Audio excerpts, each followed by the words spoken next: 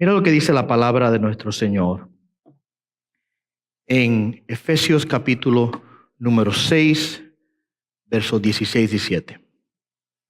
En todo, tomando el escudo de la fe, con el que podáis apagar todos los dardos encendidos del maligno.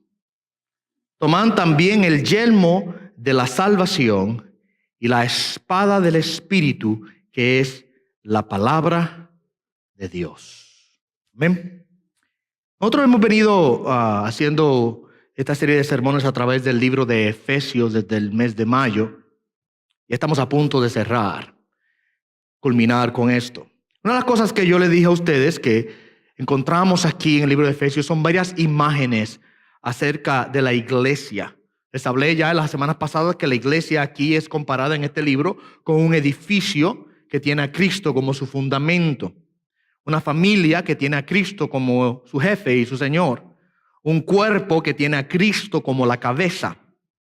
Una novia que tiene a Cristo como su prometido, ¿verdad? Él es el esposo de la iglesia. Y también Pablo compara a la iglesia aquí en esta porción que hemos venido observando con un ejército que tiene a Cristo como su comandante en jefe. Una de las cosas que me llamó la atención, y yo le dije esto anteriormente, esto a modo de repaso, es que cuando observamos estas comparaciones, estas imágenes, ¿verdad?, que Pablo nos da a nosotros, cada una de ellas son imágenes relacionales. ¿Qué quiero decir con eso? Nótese que en ninguna de ellas se habla de la iglesia como si tuviésemos cada uno de nosotros creyentes viviendo separados en nuestro propio mundo. Note que un edificio está compuesto de muchas piedras, ¿verdad? Una piedra por sí sola no es un edificio. El bloque por sí solo no hace el edificio, sino que en el conjunto de cada uno de esas piedras, y Pedro dice que nosotros somos piedras vivas, ¿verdad?, en el templo de nuestro Señor. Cada una de esas piedras unidas forman el edificio. Lo mismo ocurre con la familia. En la familia tenemos miembros, tenemos diferentes personas que componen la familia. Una persona por sí sola no es familia. Lo mismo ocurre con el cuerpo. El cuerpo, un miembro no es familia. El cuerpo es una composición de muchos miembros. Lo mismo ocurre también en este caso de la novia con Jesús. El aspecto relacional ahí es que es una relación entre la novia o la esposa amorosa con su prometido, su esposo, que es Cristo Jesús. Y en el ejército tenemos también otra imagen relacional en el sentido de que un soldado solo no es ejército. Para ser ejército necesita un grupo de personas, necesita el número que trabajen juntos y en conjunto puedan pelear la batalla. El punto es que la iglesia de Cristo Jesús está intencionada para ser relacional. Muy importante que entendamos eso. Yo no puedo servir a Dios. No puedo ser parte de su iglesia, de su ejército por mí mismo, por mí solo. En mi casa yo no soy parte del ejército. Hay gente que escogen hoy día también a veces hacer tal cosa, ¿verdad? Prender el televisor de la casa, veo el predicador, que eso pasa, nosotros ponemos los videos, los pasamos por Facebook, qué sé yo. Y ya probó buen resultado. La semana Soreda me dijo que el domingo pasado ya no pudo venir y se sentó en la casa y pudo ver el sermón mientras lo estábamos predicando desde aquí. Gloria al Señor por tal cosa. Pero lo importante no es ver el sermón por la pantalla, lo importante es ser parte de la unión del cuerpo de Cristo. Es ahí donde nosotros podemos desarrollar nuestra posición, es donde Dios nos ha puesto a nosotros como ahora, y lo que vamos a ver esta mañana, como soldados del ejército de nuestro Señor. ¿Ok? Si cada una de las imágenes de la iglesia, una vez más, son relacionales, hay una codependencia, hay una unión especial. Otra cosa que hemos venido hablando las últimas semanas es que la batalla, la guerra espiritual es una realidad y muchas veces nosotros la ignoramos. Muchas veces se nos olvida que tenemos un enemigo que está constantemente buscando a quien devorar. Como un león rugiente, dice la Escritura, que nuestro enemigo anda buscando a quien destruir. Muchas veces la gente confunde a Satanás y se cree que Satanás anda por ahí con un rabo y con cuernos así dando fuego por la boca y creen que el diablo es el que coge y tira a las personas al suelo, hace cosas con ellos. No, mi amado hermano, Satanás obra de manera muy sutil. La forma más especial que él tiene de obrar es vestirse como ángel de luz. Esa es la forma más que él prefiere usar. Sí, porque si usted ve al diablo que viene corriendo con los cuernos y el fuego por la boca, ¿qué usted hace? Se va corriendo. ¿Verdad? No, por ahí no voy porque el diablo está por ahí. Pero si él se le viste a usted sutilmente como un ángel de luz para tratar de plantar duda y engaño en su corazón, tratar de convencerlo a usted de que la palabra de Dios no es confiable, tratar de llevarte a ti a confiar en tus propias fuerzas, no en las fuerzas del Señor. Si él logra vestirse sutilmente y enredarte de esa manera, ¿sabe qué ocurre? Te gana la batalla. Tenemos que entender, mi amado hermano, que la vida cristiana fiel es una batalla constante, es una guerra a gran escala. Cuando Dios bendice, cuando Dios trae crecimiento a nuestras vidas, cuando Dios nos ayuda a alcanzar un lugar más alto de madurez, Satanás comienza a atacar. Él no va a estar contento. ¿Okay? Así que podemos nosotros decir que Satanás va a estar constantemente buscando hacer caer a los creyentes. Lo que él quiere hacer realmente es llevarnos a desobedecer la palabra de Dios. Esa es su misión. La misión de él es llevarnos a desobedecer la palabra. Lo hizo en el huerto, lo hizo con el pueblo de Israel a través de la historia, lea.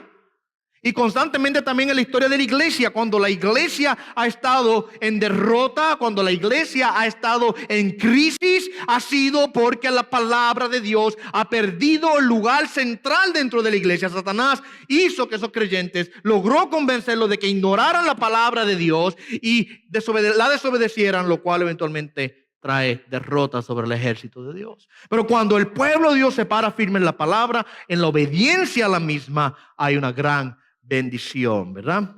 Ahora, nosotros estuvimos hablando en las últimas semanas de cómo nosotros podemos responder. Tenemos la realidad de que Satanás va a querer atacarnos para llevarnos a la desobediencia, llevarnos al pecado. ¿Cómo nosotros respondemos al ataque de Satanás? ¿Cómo nosotros nos preparamos para poder hacerle frente a él? Lo primero que tenemos que hacer, y hablamos hace una semana atrás, que tenemos que fortalecernos en el poder de Dios. Tenemos que fortalecernos en el poder de Dios. No nuestras fuerzas, no es mi poder, no soy yo soy débil. Yo por mi propia cuenta caigo. ¿Okay? Charles Spurgeon decía que él le daba gracia a Dios por la doctrina de la seguridad de nuestra salvación. Porque él dice, si yo pudiera perder mi salvación, la perdería 1000 veces al día. Porque la realidad es que nosotros caemos, somos débiles. No es por las fuerzas mías que logro tener la victoria. Es por el poder y las fuerzas de ¿quién?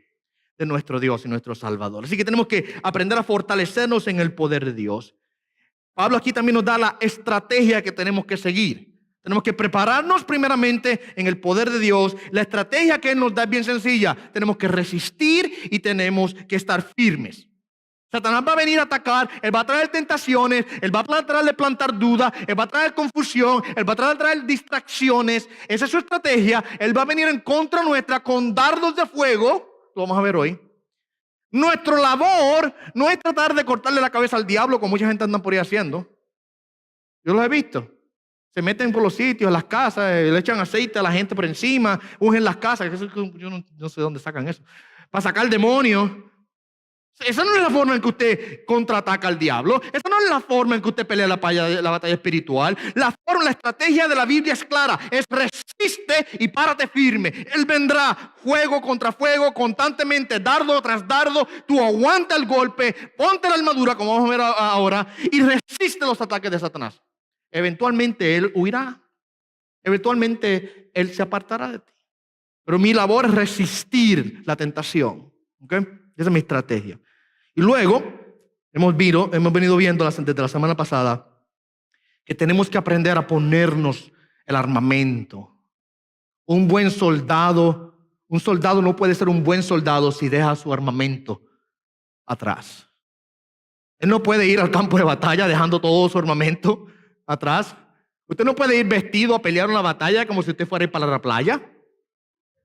¿Usted puede imaginar tal cosa? Usted tiene que ir al campo de batalla bien preparado, bien armado, con todas las piezas en su lugar para usted poder tener la victoria. De otra manera, en el momento en que usted llegue allí, déjeme decirle algo, se acabó la batalla. La batalla termina antes de que empiece, porque usted no estaba preparado. Vimos en la semana pasada 3 de los artículos que Pablo nos lista aquí, que son parte de la armadura de Dios. Mucha gente dice le llaman la armadura del creyente, pero si usted lee a Pablo, Pablo no le dice la armadura del creyente, Pablo le dice la armadura de Dios. El título que Pablo le da, el nombre que Pablo le da, la armadura de Dios. Vimos los primeros 3 la semana pasada. Hablamos del cinto, él le llama el cinto de la verdad.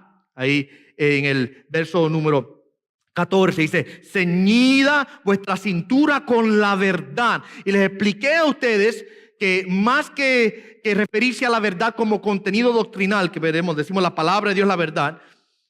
Cuando Pablo dice ceñidos con la verdad, está queriendo hablar de genuinidad. ¿Okay? No es tanto de contenido, sino con una actitud que yo tengo en mi vida, de ser un creyente genuino. Está hablando de estar preparado. Está hablando de quitar todas aquellas cosas que nos distraen y ponernos en nuestro lugar y estar listos para la batalla. Les dije a ustedes que ese concepto de ceñir en las prácticas de los soldados de la antigüedad era de tomar sus túnicas y amarrarlas arriba con el cinturón que ellos tenían. Era ponerse, como nosotros decimos, ponte los pantalones en tu sitio. ¿Ves? Es lo que quiere decir. Y está preparado. Cíñete como hombre, le dijo Dios a Job. ¿Se recuerdan los que han leído el libro de Job? Cuando Dios viene donde Job a hablar con Job y a confrontarlo, Dios le dice a Job, cíñete como hombre. Ponte la correa en tu sitio, que yo te voy a hacer unas preguntas. Yo preguntaré y tú me contestarás si realmente eres tan sabio, ¿verdad? El punto de ceñir es el punto de prepararse. Pedro nos dice allá en su epístola que nosotros tenemos que ceñir nuestra mente para la acción. Tenemos que ceñir nuestro entendimiento. O sea, estar listos y preparados para actuar. Quitar todas aquellas cosas que nos interrumpen. Quitar todas aquellas cosas que nos distraen. Arrancar de nuestra vida cualquier cosa que no nos va a ayudar en el proceso de la batalla. Ponernos el cinturón bien puesto. Entonces estar listos para poder actuar. ¿Ok?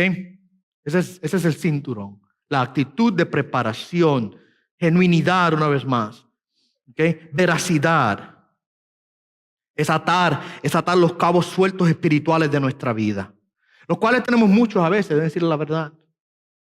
Hay tantas cosas en nuestra vida que muchas veces nos distraen de la meta. Tenemos que aprender a disciplinarnos. Este concepto de ceñirnos tiene que ver con la autodisciplina. Tiene que ver, mire, déjame darle un par de ejemplos para que ustedes los puedan entender. Tiene que ver con el saber apagar el televisor para poder leer la Biblia.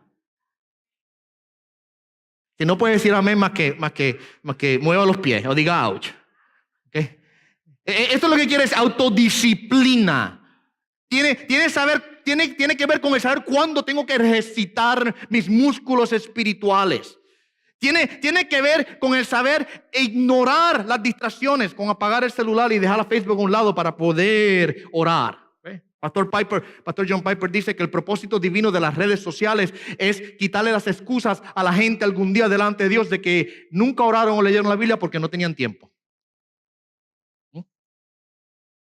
La autodisciplina. El atleta que quiere ganar la carrera tiene que saber levantarse a las 4 de la mañana a hacer ejercicio. Tiene que saber alimentarse bien, tomar las proteínas apropiadas, las grasas que realmente son buenas para su cuerpo y alimentarse de la manera correcta para poder estar en forma. De otra manera no puede ganar la carrera. El ceñirnos con la verdad o con la genuinidad tiene que ver con eso, la autodisciplina. ¿Ve? Luego nos habla de la coraza de justicia, el segundo pieza del armamento, la coraza de justicia, que no es nada más y nada menos que la santidad práctica. Nosotros recibimos la santidad posicional, o sea, Dios nos declara santo a través de Cristo, pero Pablo dice aquí que tenemos que ponernos la coraza de justicia. La santidad posicional nosotros no nos la ponemos, eso nos la pone Dios a nosotros. Pero la santidad práctica, eso nosotros la tenemos que poner. Y les decía a ustedes que la coraza es una de las piezas más importantes del soldado porque protege todos sus órganos vitales, gracias. Y de la manera en que la coraza protege los órganos vitales del soldado, la santidad protege también lo más íntimo de nuestro ser. ¿Okay? Tenemos que aprender a obedecer a Dios en santidad. ¿Okay? Ponernos la coraza de justicia. Luego nos habla del calzado del evangelio de la paz. Y yo les decía a ustedes que esto muchas personas creen que tiene que ver con la evangelización, lo cual no creo que es el asunto. No es que no estoy diciendo que no tengamos que predicar el evangelio. Claro que sí, es nuestra misión como iglesia. Pero eso no es el contexto de lo que Pablo está hablando aquí. Pablo está hablando de estar firmes en el Señor. Y el calzado en este caso no tiene que ver con la evangelización, sino que tiene que ver con el pararme firme. Los soldados utilizaban un tipo de sandalia o bota que tenía una serie de clavos que salían hacia abajo para cuando ellos pudiesen pararse, no resbalar. Y tiene que ver con el pararme firme en la realidad de que a través de Cristo estoy en paz con Dios. ¿Ve? Cuando Satanás viene con las acusaciones, cuando Satanás viene con las dudas, cuando Satanás viene con las tentaciones, yo estoy en paz con Dios. Ya yo no soy enemigo de Dios, soy amigo de Dios, soy hijo de Dios y estoy en paz, firme en esa paz que el evangelio de la gracia de Dios me da. ¿Okay? Ahora veremos las otras próximas 3 piezas en esta mañana. Tenemos el escudo, tenemos el yelmo, ¿verdad? Tenemos el escudo y tenemos la espada del Espíritu. Amén. Observemos primeramente el escudo. Pablo dice el verso 16, en todo tomando el escudo de la fe, con el que podréis apagar todos los dardos encendidos del maligno. Miren la imagen, permítanme pintarle la imagen de lo que Pablo está queriendo decir.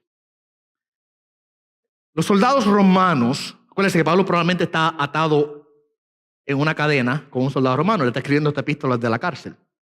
Es un soldado al lado de él que lo está guardando.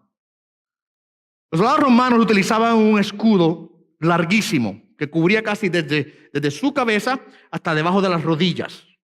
Era largo, ancho y largo. Cubría casi todo su cuerpo. ¿Okay? En la batalla, los soldados romanos, ellos hacían una formación que se conoce como falanges. La formación era de esta manera. Y quizás si usted ha visto alguna de esas películas de guerras antiguas, usted las ha visto. Es donde se paraba un soldado al lado del otro y ponían sus escudos juntos.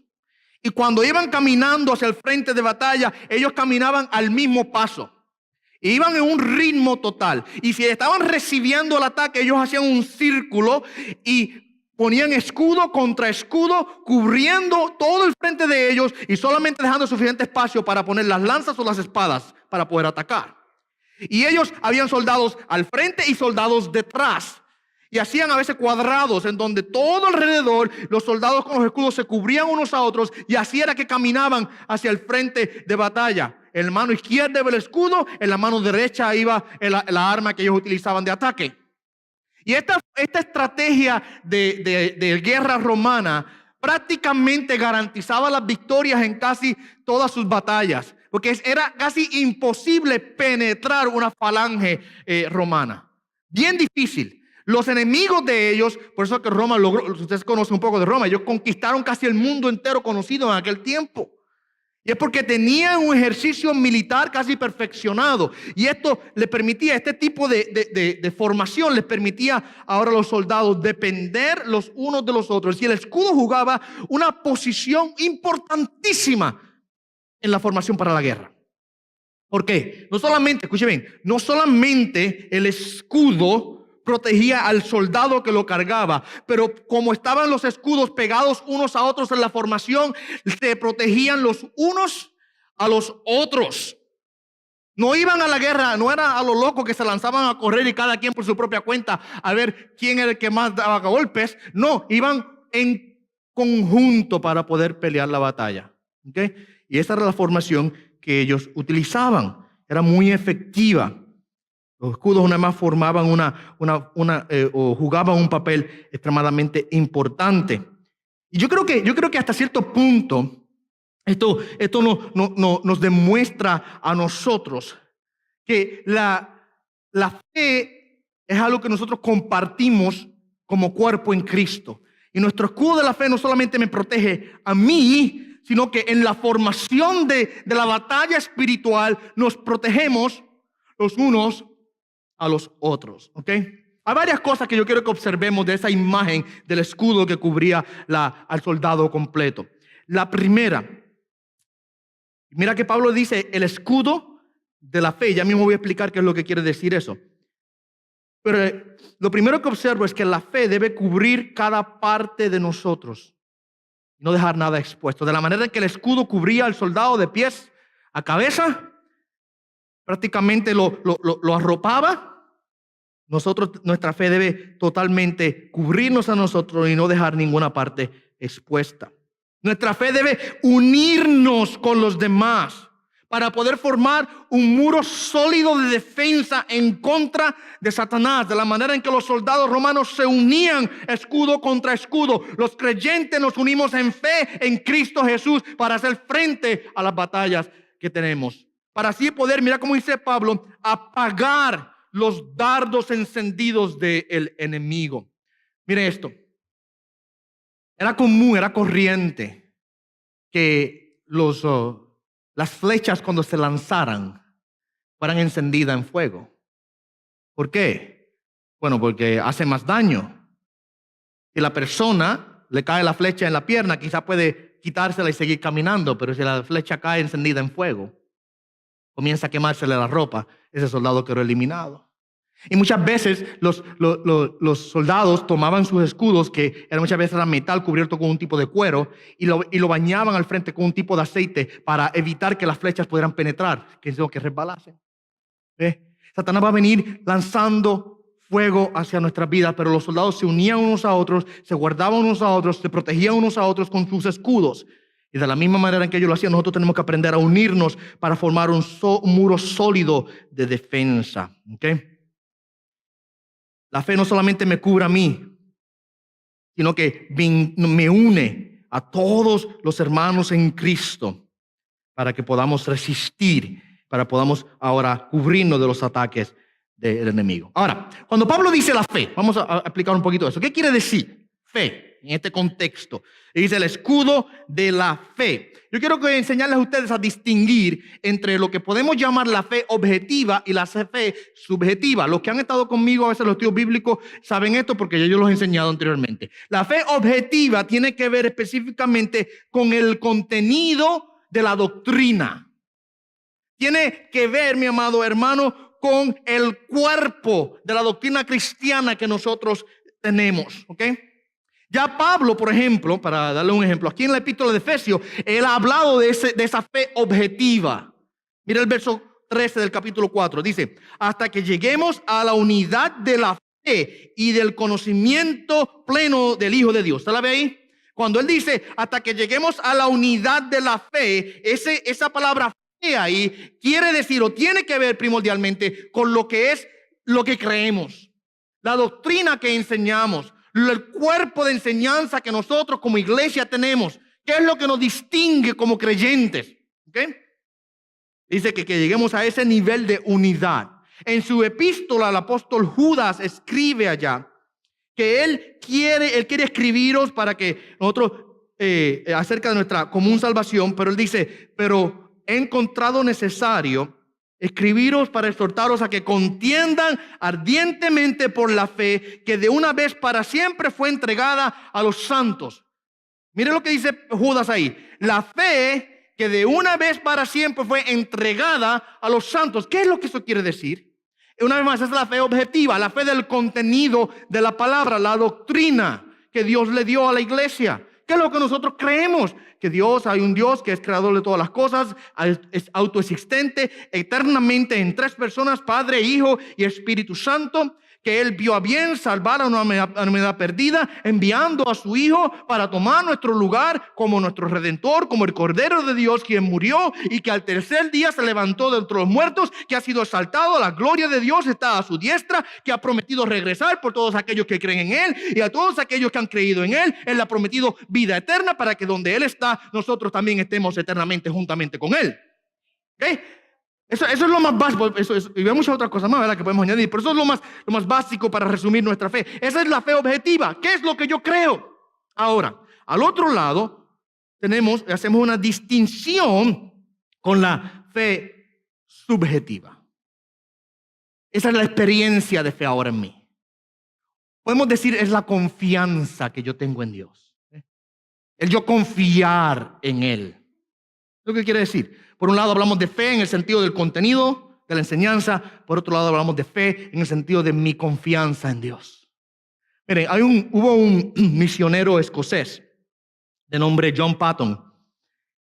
Él estuvo en las islas del océano, unas islas del océano Pacífico, predicando el evangelio a los indígenas.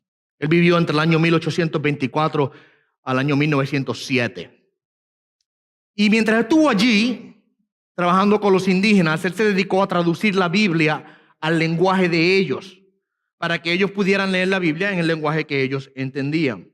Uno de los problemas que él tuvo es que en el lenguaje de los indígenas, ellos no tenían una palabra para expresar lo que nosotros conocemos como confianza o fe. No existía en su lenguaje, no había una palabra en el lenguaje de esos indígenas para denotar ese aspecto de confianza.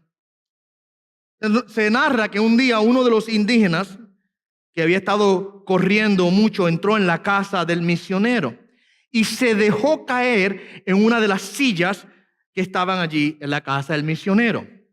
Y el indígena expresó las palabras: ay, qué bueno es descansar todo mi peso en esta silla. Y en ese momento hubo un bombillo que se encendió en la cabeza de John Patton cuando él dijo, eso es como voy a traducir la palabra fe. Es descansar, poner todo nuestro peso sobre Dios. De la manera en que el indígena puso todo su peso en la silla, nosotros ponemos todo nuestro peso sobre Dios. Esa es la fe subjetiva. Esa es mi experiencia de fe, de una confianza absoluta, de no solo creer en Dios, sino de creerle a Dios. Hay una diferencia entre una y la otra, ¿saben? Mucha gente dice, yo creo en Dios, pero no le creen a Dios. Creerle a Dios es tener una confianza segura en Él. Él está a nuestro lado. Como Pablo dijo allá en Romanos 8, si Él es contra nosotros, ¿quién será contra nosotros? ¿Usted ve eso? Es una confianza absoluta, un reposo en el poder de Dios, en su soberanía, en su presencia en nuestras vidas, ¿ok? Entonces es una confianza continua en la palabra y la promesa de Dios. Esa confianza continua en la palabra y en la promesa de Dios, en el carácter de Dios, en quién es Él, es necesaria, mi amado hermano, para protegernos de las tentaciones del diablo, para llevarnos a pecar. Es importantísimo, mi amado hermano. El escudo es lo que me protege de los dardos cuando viene. Y Satanás va a venir a mí para tratar de hacerme pecar. Y yo tengo que aprender a confiar en Dios y su palabra. Yo confío, reposo en Él. Yo le creo a Dios. ¿Ve? Porque Satanás siempre va a venir a plantar la duda. Él siempre va a venir con la tentación para llevarnos a nosotros a desviarnos de la palabra de Dios. Pero si mi escudo está bien frente de mí, bien plantado ahí frente de mí, yo confío en Dios. Yo confío en Dios. Que eso fue lo que le pasó a Eva en el huerto, ¿se recuerdan? Yo hago siempre referencia a eso porque es un ejemplo tan importante. Con que Dios ha dicho. Ay, no le creas a Dios. Dios no es digno de ser creído. Él te está mintiendo. Él te está diciendo algo que no es verdad. Ese Dios es un aguafiestas. Él sabe, Él no quiere que tú tengas lo mejor que tú puedes tener. Él quiere arruinar tu vida. ¿Tú le vas a hacer caso a ese Dios? ¿Ve? Eso fue lo que él le dijo en otras palabras a Eva allí en el huerto. Y ella no confió en Dios, cayó en la tentación. Confió en sí misma. Confió en las palabras de Satanás en vez de confiar en Dios. Así que el escudo, mi amado hermano, es esa fe absoluta en Él, nuestra confianza en Él, que nos protege contra las tentaciones. Miren, debemos recordar que las promesas de Dios siempre son mejores que las provocaciones del diablo. Memorícese eso, métaselo en su cabeza, por favor. Las promesas de Dios siempre son mejores que las provocaciones de Satanás. Siempre. Satanás nunca paga bien. Te promete gozo y alegría, pero después al otro lado lo que encuentras es destrucción. ¿Ve? Dios promete vida eterna. Dios promete gozo, verdadera alegría. Dios promete verdadera vida. Confiemos en Él para que cuando Satanás venga con sus ataques, con sus dudas, con sus tentaciones, con esos dardos de fuego que constantemente van a venir, mi fe y mi confianza en Dios van a apagar cada uno de esos dardos. ¿Ya? Y que tenemos que tomar el escudo de la fe para apagar los dardos de fuego del enemigo. El segundo, la segunda pieza, el yelmo de la salvación. Este es el casco. Tomar también el yelmo de la salvación, dice el apóstol Pablo. El casco protegía la cabeza del soldado, lo cual, déjeme decirle algo, siempre en las batallas era el punto de ataque principal, a la cabeza. Porque un brazo lastimado se arregla. Exacto. Una pierna lastimada quizá puede seguir corriendo, pero una vez recibe en la cabeza el golpe, queda muerto, queda inconsciente, no puede continuar la batalla. No sé si usted ha visto las representaciones en programas de televisión o en películas de las batallas antiguas, que mientras habían soldados en pie peleando la batalla, siempre hay unos que están en caballo. Y estos soldados en caballo tenían unas espadas largas. Estas espadas eran largas a propósito, para que cuando ellos vinieran corriendo, ellos pudiesen lanzar la espada de lado a lado y probablemente en el proceso llevarle las cabezas a 2 o 3. Esa era la misión del que iba a caballo, abrirse espacio, y mientras iba lanzando la espada, golpeaba cabeza o quizás las cortaba algunas de ellas, quedaban decapitadas las personas. O sea, el soldado tenía que cubrirse bien su cabeza con un casco, con el yelmo, para protegerse, ¿okay? Para que estuviesen protegidos de esos ataques que vendrían de esas personas, de esos soldados que con sus espadas largas atacarían sus cabezas. ¿Okay?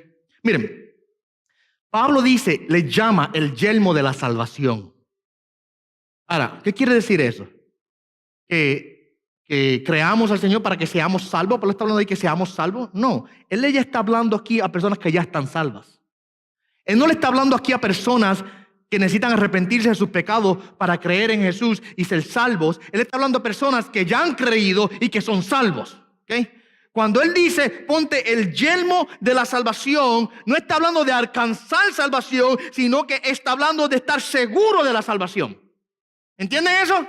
Está hablando de que yo en mi mente, y específicamente, mira, le dice, ponerte el casco, ¿que dónde va? En la cabeza. Indica, mi amado hermano, que Satanás va a traer ahora golpes dirigidos a la seguridad y a la certeza que nosotros tenemos en Cristo. Él va a traer, mi amado hermano, desaliento y duda respecto a mi salvación. Él va ahora a tratar de plantar esa duda en mí. ¿Seré realmente salvo? ¿Estaré realmente en Cristo? Él quiere tratar de destruir la seguridad del creyente en su salvación con sus armas de la duda y el desánimo. Es lo que él va a tratar de hacer. Poner en nuestras mentes ahora dudas respecto a si realmente estoy en Dios o no. Realmente si mi salvación está segura o no. ¿Okay? Y él quiere, ¿sabe por qué? ¿Sabe por qué quiere hacer esto? Cuando el creyente no tiene el casco, el yelmo de la salvación puesta, esa seguridad de que estoy salvo, de que Dios me está guardando salvo para siempre, de que realmente tengo vida eterna. Si no tengo eso en mi mente, si no tengo eso bien puesto en mí, mi amado hermano, lo que viene es desánimo. Y falta de gozo. Falta de gozo. Eso me quita el gozo a mí. Y un creyente sin gozo, mi amado hermano, es una víctima fácil de Satanás. ¿Ok? ¿Ustedes recuerdan de Elías? Ella tuvo una victoria grande en el Monte Carmelo con los profetas de Baal. Y después que Dios le dio esa victoria, le cayó un desánimo tan grande, hasta el punto que le pidió a Dios que le quitara la vida. Eso está en el libro de Reyes. Lo pueden leer luego. Quítame la vida, Señor, no quiero vivir más. Dios no le quitó la vida, por supuesto. Dios envió un ángel para fortalecerlo. Y una vez Elías es fortalecido, Dios lo confronta con la realidad de que Dios está en control de la situación. Muchacho, atiende algo. Yo estoy en control todavía. Yo todavía tengo 7,000 rodillas que no se han doblado, Baal. Yo tengo pueblo todavía. Recuérdate, Elías, yo estoy todavía en control de las cosas. ¿Okay? El punto es que el desánimo nos puede llegar a cualquiera. Le llegó a Elías. El profeta de Dios, el gran profeta en el pueblo, llegó al punto en el cual él sentía que no quería vivir más. El desánimo puede venir a la vida de cada creyente en medio de las batallas. Tanto en las batallas como en las victorias puede venir el desánimo. Y necesitamos la fortaleza de Dios en nuestras vidas para poder, mis amados hermanos, sobrellevarlo y quitar el desánimo de nuestras vidas. Satanás quiere desanimarnos. Él quiere plantar la duda en nuestras mentes. Él quiere que cuestionemos nuestra salvación, si realmente soy salvo o no. Y Dios dice, no, ponte el yelmo de la salvación. Está seguro de esa esperanza viva que tú tienes. Mire, déjeme leerle a Pablo en el libro de Tesalonicenses capítulo 5, primera Tesalonicenses capítulo 5, verso 8. Pablo usa un lenguaje similar allí al que está usando acá. Y él añade una palabra descriptiva a este concepto del yelmo. Mira lo que él dice. Pero puesto que nosotros somos del día, seamos sobrios, habiéndonos puesto la coraza de la fe y del amor, y por yelmo la esperanza de la salvación. Míralo ahí. Por yelmo la esperanza. Allá en Efesios le dice el yelmo de la salvación, pero allá en Tesalonicenses le añade una palabra más. El yelmo de la esperanza de la salvación. ¿Qué quiere decir eso, mi amado hermano? Que estamos seguros, esperando en el Señor. El concepto de esperanza bíblico es diferente al que nosotros tenemos acá en la tierra. La esperanza para la persona es, bueno, tengo esperanza de que pase, pero no sé si un sí o si un será o no será. Estoy esperando, ¿verdad? A ver si pasa, pero quizás se da o quizás no se da la cosa. Ese es nuestro concepto de esperanza humano. El concepto de esperanza bíblico no es así. Cuando la palabra habla de esperanza, habla de seguridad, habla de algo que es una realidad, que es tan seguro que aunque no lo hemos recibido, es como si ya lo tuviésemos. ¿Ok? Pastor MacArthur nos escribe lo siguiente.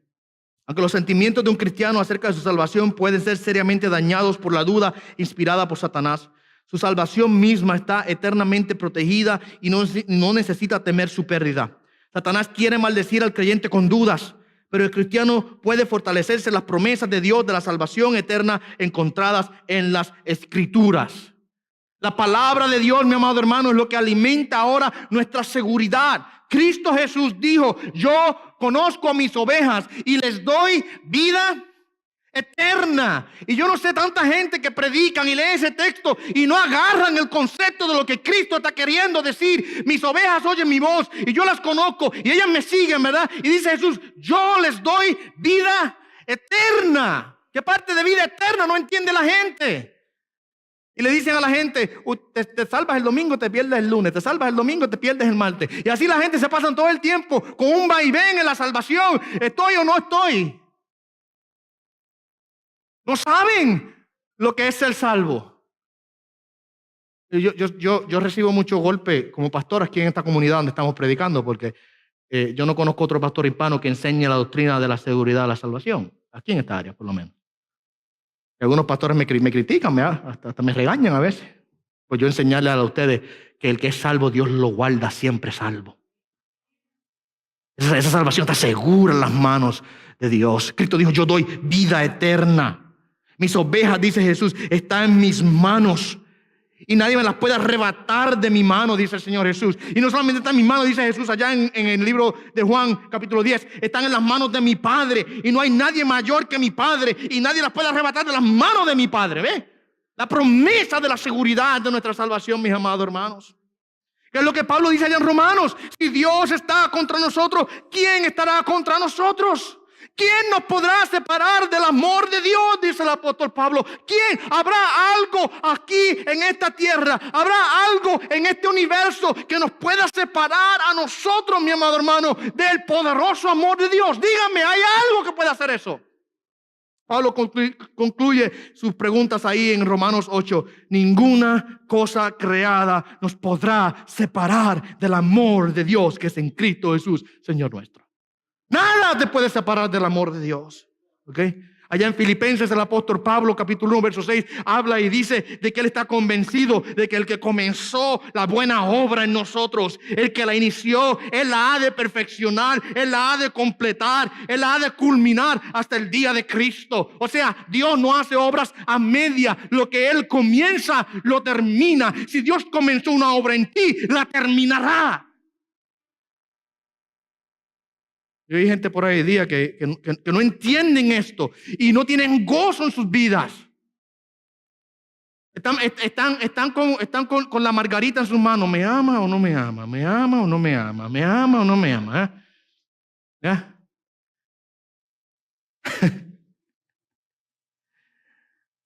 Mi amado hermano, Dios nos guarda. Mira lo que dice Judas. Este es uno de mis pasajes preferidos de toda la Biblia. Judas 24 y 25. Dice, y aquel que es poderoso para guardaros sin caída y para presentarnos sin mancha en presencia de su gloria con alegría. Al que es poderoso. Él es todopoderoso. Mira lo que Pablo dice, para guardarnos sin caída. O sea, yo estoy en las manos de Él. Sí, me tropiezo a veces, hasta las rodillas me pelo también, pero en el proceso de caminar como aquí en la tierra. Pero estoy en las manos de Dios, mi amado hermano, y Él no me va a dejar caer permanentemente. Puedo fallarle a Dios temporalmente, puedo cometer pecados aquí, pero siempre, mi amado hermano, el Espíritu Santo obra en el corazón del verdadero y genuino creyente para traerlo de vuelta a Dios, y Dios siempre lo guarda hasta el final. Él es poderoso para guardarnos sin caída. Me encanta lo que dice después. Y presentarnos sin mancha en su presencia. En presencia de su gloria. Y mira lo otro que dice, con alegría. Me encanta esa parte porque eso quiere decir que cuando yo llegue al cielo Dios va a estar gozoso. Es como cuando los que han criado hijos aquí que se levantan de la casa y les regresan. Cuando el hijo regresa a la casa para visitar. Los padres aquí con la sonrisa de oreja a oreja. Regresaste a casa. Y cuando estemos entrando por las moradas celestiales, Dios nos recibirá con alegría. Pues Él es poderoso para guardarnos hasta el final. Tener el yelmo de la salvación, mi amado hermano, es nosotros estar seguros de que Dios me está guardando.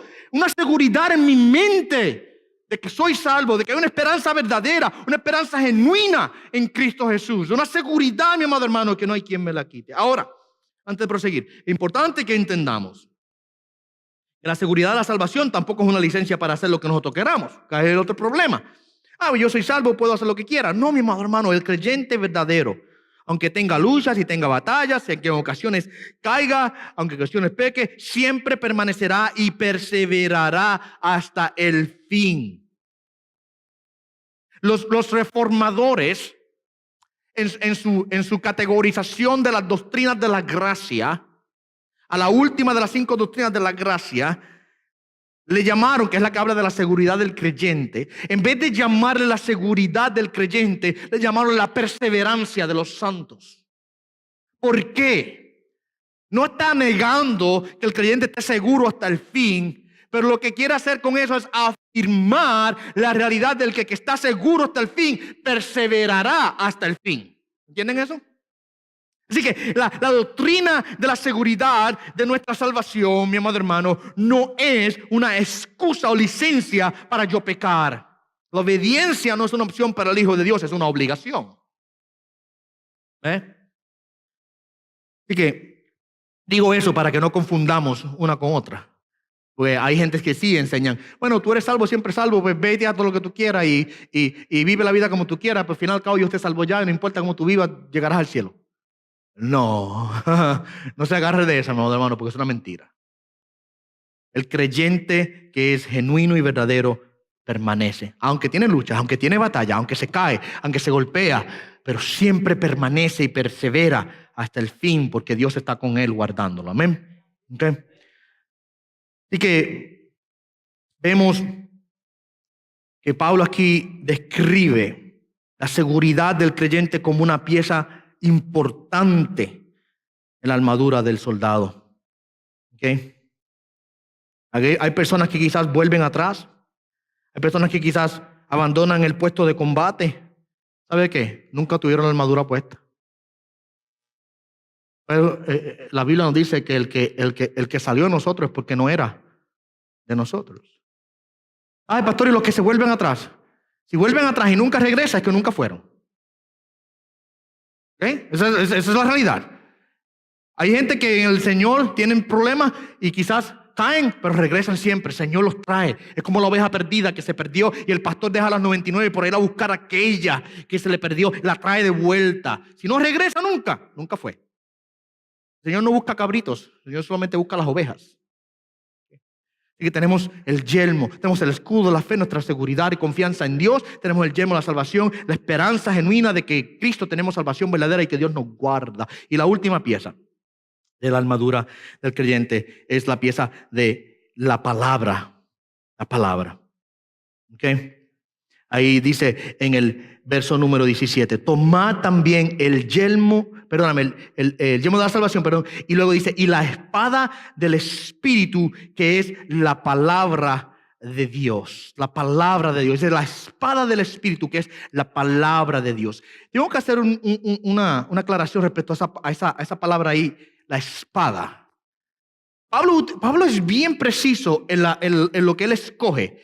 En el griego hay una palabra que es machaira y no tiene que ver con una espada larga. ¿Se acuerdan que ahorita le dije que lo que iban los soldados en los caballos siempre tienen estas espadas bien largas para poder lanzarla de un lado a otro y herir las cabezas de los que estaban abajo? En este caso, la palabra griega detrás de espada es una daga corta. Quizás no más de 18 pulgadas de larga. Esa era la espada de preferencia de los soldados romanos para el combate cara a cara. ¿Okay? Si usted iba a tener a un soldado enemigo frente a usted, la espada corta era la con la cual usted podía pelear. ¿Por qué? Porque si tiene una muy larga y la persona está muy cerca, ¿sabe qué pasa? Se le hace muy difícil golpear con la espada larga. A lo que usted coge la espada larga y la lanza hacia atrás y la trae de vuelta, ya la otra persona lo ha herido a usted. Entonces los soldados romanos siempre tenían espadas largas también para algunos tipos de batalla, pero tenían una corta que la tenían en el cinturón puesto. Y era la batalla de preferida para cuando estaban cara a cara con sus enemigos. Es una espada pequeña que es fácil de manejar, no pesa mucho. Y como no pesa mucho, usted puede rápidamente manejarla con mucha precisión. Y si usted quiere herir una parte específica de su enemigo, usted puede hacerlo. Y es la palabra que Pablo utiliza aquí. Y esa es la palabra de Dios realmente. La palabra de Dios es una espada, mi amado hermano, que la tenemos en nuestra mano, la cual debe ser usada con mucha precisión. Note que es la única arma que tiene el soldado. Todo lo otro que el soldado Pablo ha descrito hasta ahora son simplemente armamento para la protección del cuerpo del soldado. Todo. Cada una de esas piezas son simplemente protección, el cinturón, la coraza, el calzado, el escudo, el yelmo. Todo lo que ofrece es protección, es la defensa. Pero el único armamento como tal de contraataque que el soldado tiene es su espada. Y de la misma manera, mi amado hermano, la única arma necesaria que el creyente tiene es la palabra de Dios, la cual es más poderosa que cualquiera de las armas de Satanás. ¿Okay? Ahora, la palabra de Dios no solamente se utiliza para atacar, sino también se utiliza para la defensa. Es un armamento, es bien flexible. Tanto usted se defiende con la espada como usted ataca con la espada. ¿Okay? Cuando venían los golpes, el soldado podía usar la espada para tratar de desviar el golpe. Las flechas, las lanzas o otras espadas podía desviarla con su espada. Pero de la misma manera podía usar la espada para contraatacar. ¿Okay? Al enemigo que venía en contra suya. El pastor escocés Thomas Guthrie escribe lo siguiente: la Biblia es un arsenal de armas celestiales, es un laboratorio de medicinas infalibles, es una mina de riquezas inagotables, es una guía para cada camino, un mapa para cada océano, un medicamento para cada enfermedad, un bálsamo para cada herida. Si alguien nos roba de nuestra Biblia, nuestro cielo perdería su sol. Ese es el papel tan central e importante que la palabra de Dios juega en nuestras vidas. La palabra de Dios, mi amado hermano, que es inspirada por Dios. Los que han venido los jueves a estudiar conmigo los estudios bíblicos saben que ya hemos descubierto esto. Inspirado quiere decir que viene de la misma boca de Dios. La palabra de Dios que es inerrante, o sea que no tiene error ninguno, que todo lo que dice es verdad, que es infalible, quiere decir que no falla, que es confiable, que todo lo que dice se cumple. La palabra de Dios que está completa, que no hay que añadirle ni quitarle nada. Dios nos dio ya a nosotros lo que necesitamos para poder estar firmes en el Señor. La palabra de Dios que es autoritativa. Cuando la palabra habla, Dios habla. Con autoridad. La palabra de Dios que es efectiva, que es poderosa para transformar las vidas, mi amado hermanos. Es nuestra herramienta principal en nuestra santificación y en nuestra obra de evangelismo. Mucha gente van a predicar, van a tratar de evangelizar a alguien y poner la Biblia por un lado. Mi amado hermano, usted está dejando el armamento más grande que usted tiene. Evangeliza a una persona, usted habla de la palabra de Dios. La palabra de Dios que es determinativa. O sea, la forma en que yo respondo a la palabra de Dios va a determinar quién soy yo en relación a Dios. Los que escuchan y obedecen son hijos, los que no están perdidos. ¿Ok? Y como es la espada del Espíritu para nosotros, mi amado hermano, es nuestra única fuente de verdad, nuestra única fuente de gozo y alegría, es nuestra fuente de crecimiento espiritual y es nuestra fuente de poder. ¿Ok?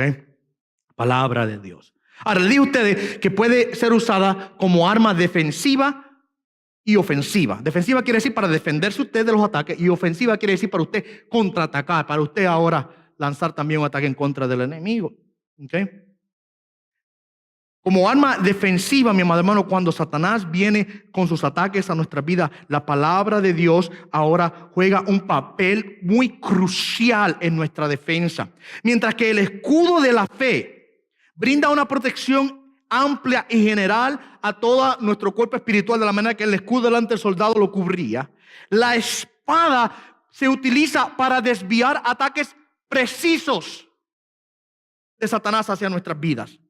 Y de manera precisa y hábil nosotros podemos ahora desviar ataques específicos a nuestra vida. Y un ejemplo claro de esto lo encontramos allá en los evangelios cuando Cristo fue llevado al desierto y allá fue tentado por Satanás.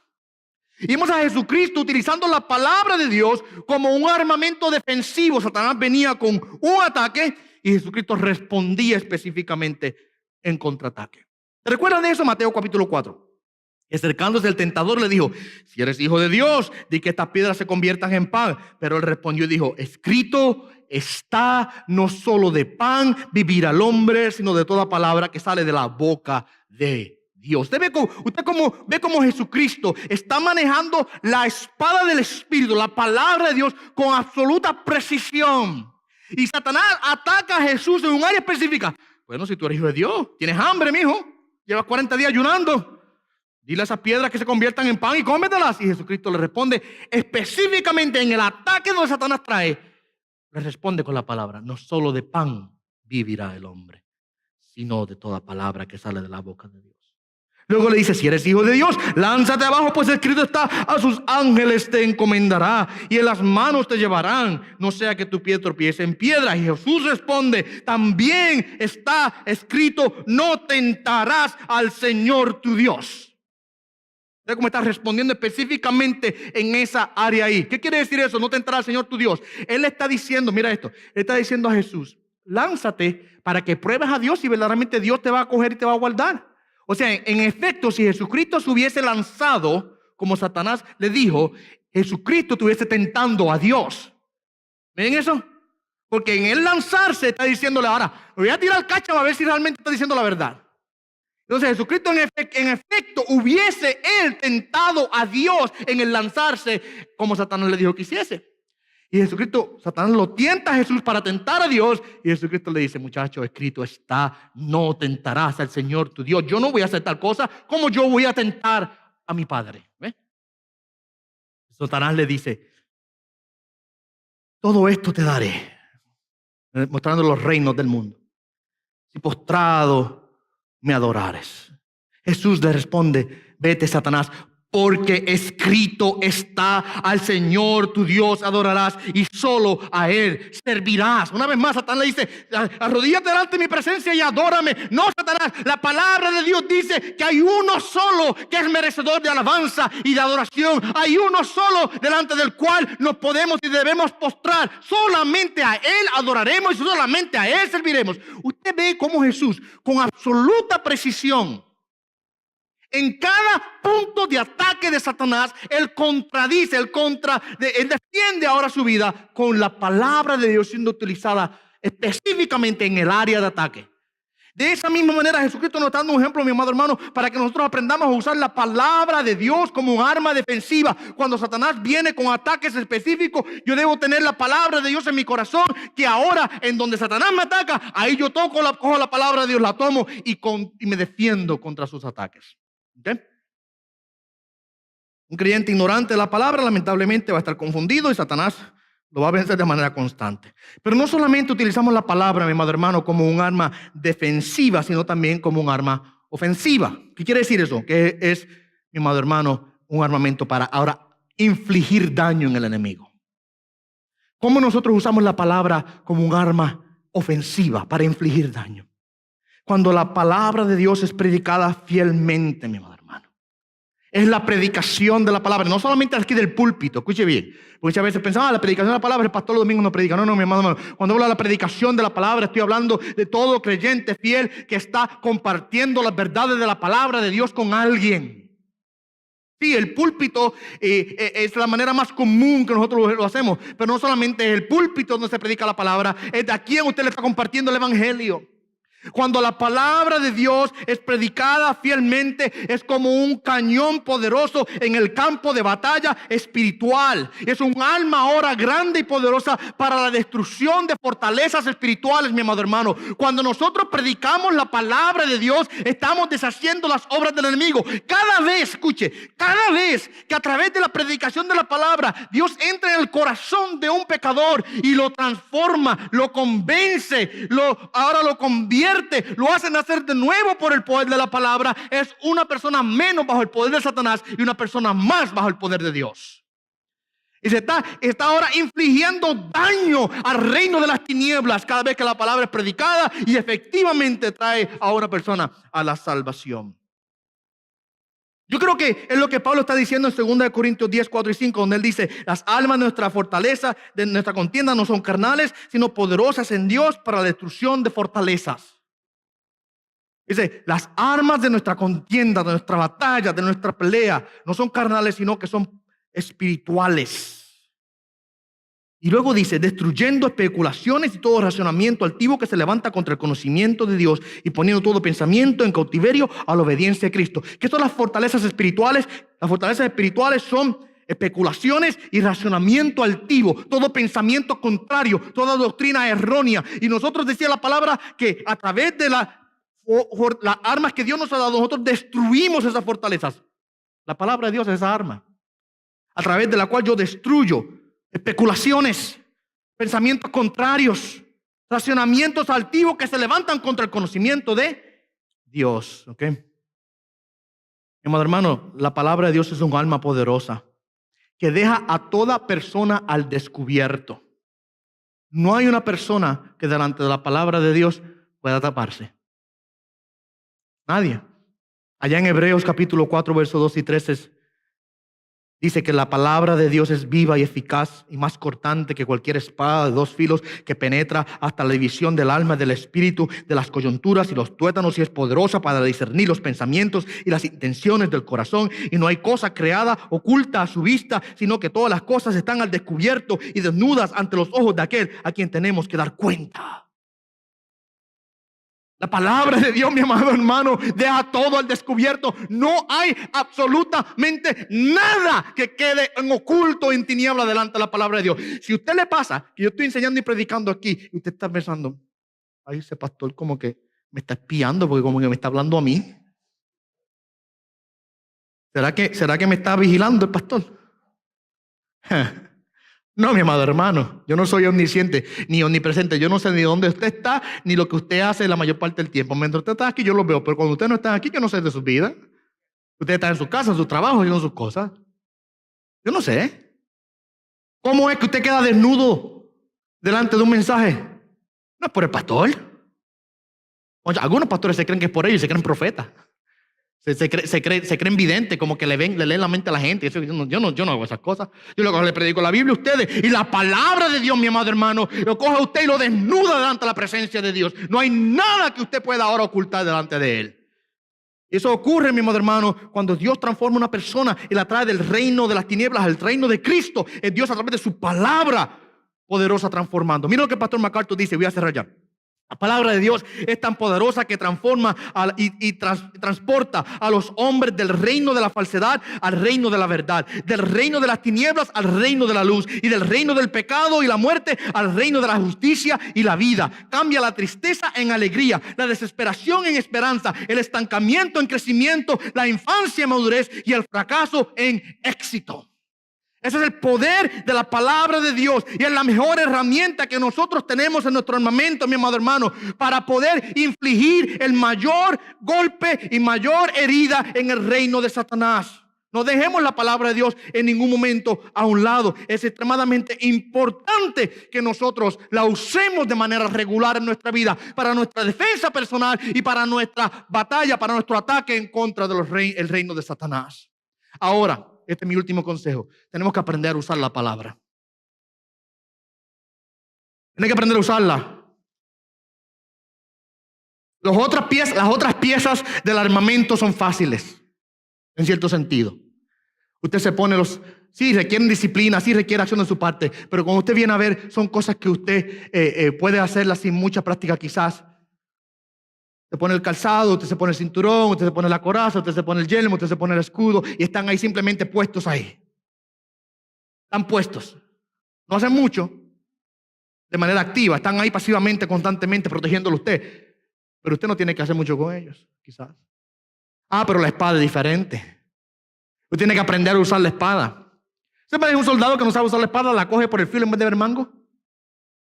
Se corta a sí mismo, se corta a él antes de herirlo. Usted tiene que saber agarrarla y con precisión usarla, saber en dónde es que el golpe tiene que ser dado, saber de dónde es que viene el ataque y poder contraatacar de manera precisa. Y es por eso que es tan importante que nosotros, mi amado hermano, como dice Pablo en 2 Timoteo capítulo 2, verso 15, que nosotros procuremos con diligencia presentarnos delante de Dios como un obrero aprobado que no tiene de qué avergonzarse, que maneja con precisión la palabra de verdad. Hay que aprender a manejar la palabra de Dios. Usted no puede hacer como aquellas personas que a ver, ¿dónde Dios me va a hablar hoy? Donde caiga el dedo. Le va a pasar como aquel que hizo eso. Y cayó donde dice, y Judas se ahorcó. Ay, esa no, otra. Y ve tú y haz lo mismo. No, mi amado hermano. La palabra de Dios no es para usarse como si fuera un juguete. Es un arma.